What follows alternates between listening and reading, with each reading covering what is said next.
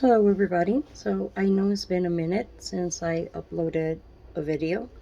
I just been super busy, and I'm not trying to be one of those YouTube influencers and put that much work in it. But I'm doing this video to answer a question because I got a question from one of the subscribers in regards to religion and why am I an atheist.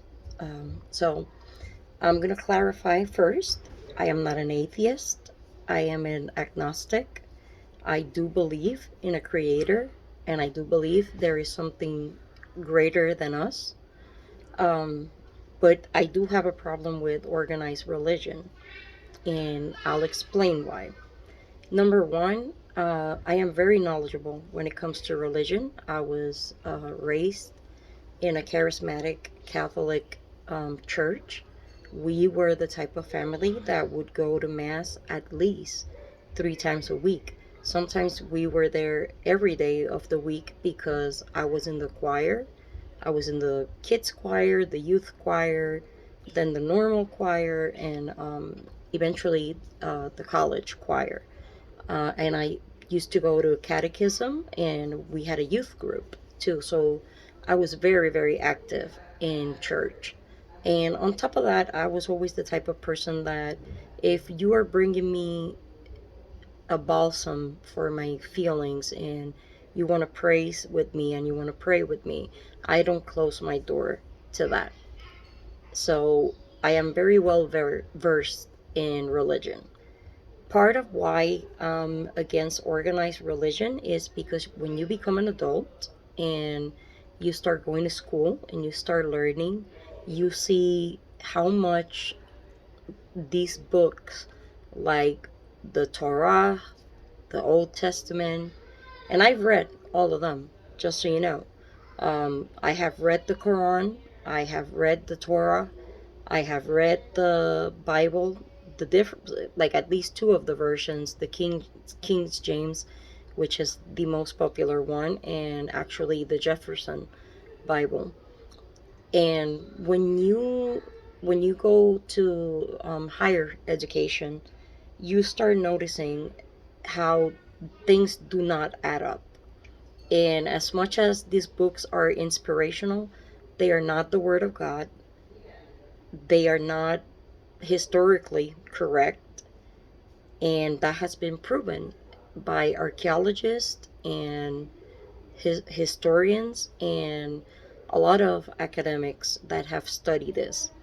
And honestly, it takes is to read the books and not just pick certain passages that um, you decide to interpret a certain way.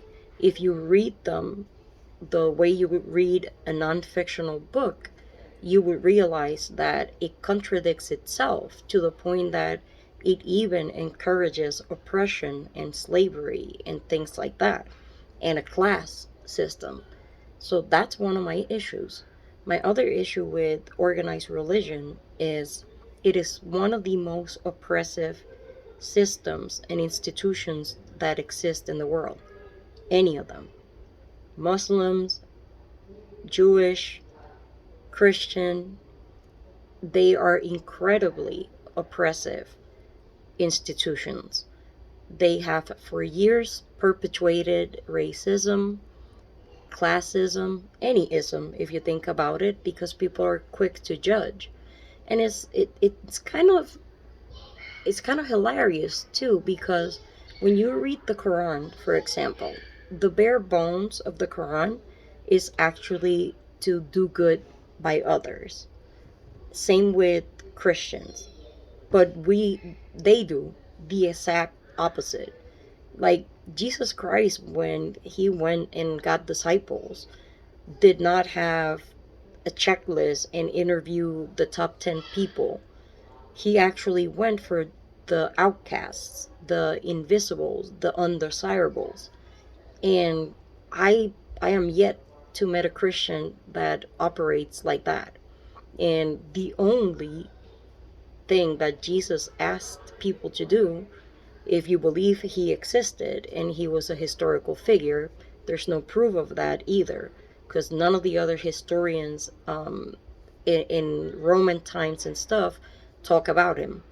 And the Matthew, Luke, all of that, the Gospels, that they were written well over 100 years after Jesus passed.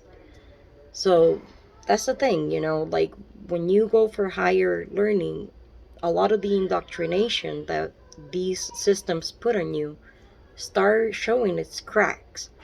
But I find that, and I'm okay. I mean, if you are religious and that's your thing and it fulfills you and it gives you peace, more power to you. But if you're, for a Christian, for example, if you're going to be a good person, all that Jesus said was, love each other the way I love you, and love God above anything else. I am yet to meet a Christian that practices that. They are the most judgmental people that you can find. They decide to point the finger and say if a woman is not pure or not right, if homosexuals are going to be damned and sent to hell. Like, who gave you the authority? If you really believe in your magic book, that's not what it preaches. Same thing with the Jewish religion. So, honestly, if you ask me, all of the atrocious things that have happened in history have always been under the banner of God. Or now the new thing, we're doing it for the children. No, you have bias, you have issues, and you want to exert your will on other people. If you were a true Christian, you wouldn't do those things. In my case, I don't believe in it because I do not need an incentive to be a good human being. And what do I mean by that? Is most of the religious people I know operate from two standpoints: fear that if I am not a good person, I'm going to some imaginary hell where I'm going to be there for eternity. And the other ones is, I want to go to heaven. It's almost like a transaction. No, you should do the right thing because it is the right thing to do right here, right now, in the moment. Not because of your interest and an incentive of you achieving some sort of higher spiritual status. So that's my issue with organized religion. I think human beings can have morals and values and not be tied to these oppressive systems to do the right thing, to love each other, to care for each other, to respect each other. So I hope I answer the question clearly. If you want me to say more on the subject, or you have any questions or comments, I am always open to those. And as usual, I ask everybody to stay healthy, stay safe, and I'll be talking to you guys soon.